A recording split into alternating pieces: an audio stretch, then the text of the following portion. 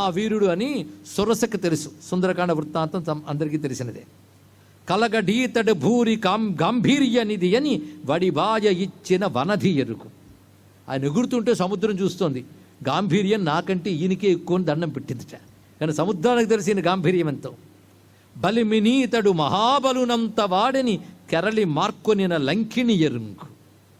ఈయన మహాబలుడు లంకినికి తెలుసు. జీవదాయకుడితడిని సీత ఎరుగు, రాక్షసాంతకుడితడిని అక్షుడెరుగు.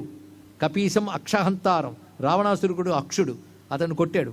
అందుకే రాక్షసాంతకుడితడిని అక్షుడెరుగు, అధికుడితడని రావణి అస్త్రమెరుగు. ఇతడు చాలా బలవంతుడని ఇంద్రజిత్తు యొక్క అస్త్రానికి తెలుసున్నాడు. ఇక్కడ ఇంద్రజిత్తుని హనుమంతుడు కొట్టి దెబ్బ సామాన్యం కాదండి.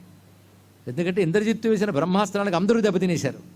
మొట్టమొదట ఇంద్రజిత్తు హనుమంతుని కొడదామని బ్రహ్మాస్త్రం వేస్తే హనుమంతుడు బ్రహ్మాస్త్రం ఏమీ చేయలేదు. అప్పుడు తెలిసింది ఇతని బ్రహ్మాస్త్రం ఏమీ చేయలేదయ్యా అని. భయపడిపోయాడు ఇంద్రజిత్తు.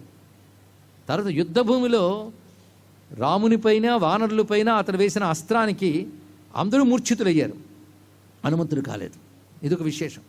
అంతేకాదు ఇంద్రజిత్తు నికుంభులా యాగం చేస్తాడు. అది పూర్తయ్యే లోపల అతను సంహరించకపోతే ప్రమాదం సుమా అని విభీషణుడు చెప్పగానే లక్ష్మణస్వామి వెళ్తాడు.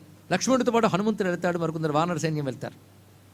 అతడు యాగంలోంచి లేస్తే మాత్రం ఇంద్రజిత్తు ఇంకా మరణిస్తాడు.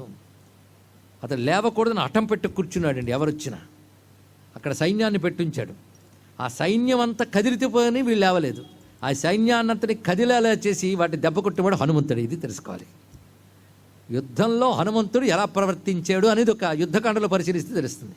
ఆ విషయాలను రాముడు గుర్తు. అందుకే చెప్తున్నాడు ఇక్కడ, అధికుడితడని రావణి అస్త్రమెరుగు, సిద్ధమిది అని రామ నీ చిత్తమెరుగు. ఇదంతా సిద్ధమని ఓ రామ నీ చిత్తానికి తెలుసున్నాడు మళ్ళీ అగస్త్య మహర్షి. ఈ విధంగా హనుమంతుని యొక్క అతులిత బలధామ అనగానే ఇవన్నీ గుర్తు తెచ్చుకోవాలండి. ఇక్కడ అతులిత బలధామం స్వర్ణ శైలాభదేహం. పైగా ఆయనే సరిగ్గా చెప్పాడు, నరావణ సహస్రమే యుద్ధే ప్రతిబలం భవేత్. వేల కొలది రావణులైనా నా ముందు నిలవలేరు అన్నాడు హనుమత్స్వామి. ఇది మా అతిశయోక్తి కాదు, 100% సత్యం. అదే మాట సరిగ్గా మహాభారతంలో వస్తుంది. హనుమంతుడి యొక్క గొప్పతనం. మహాభారతంలో భీముడు హనుమంతుని కలుసుకుంటాడు వనవాస సమయంలో గంధమాదన పర్వతం వద్ద.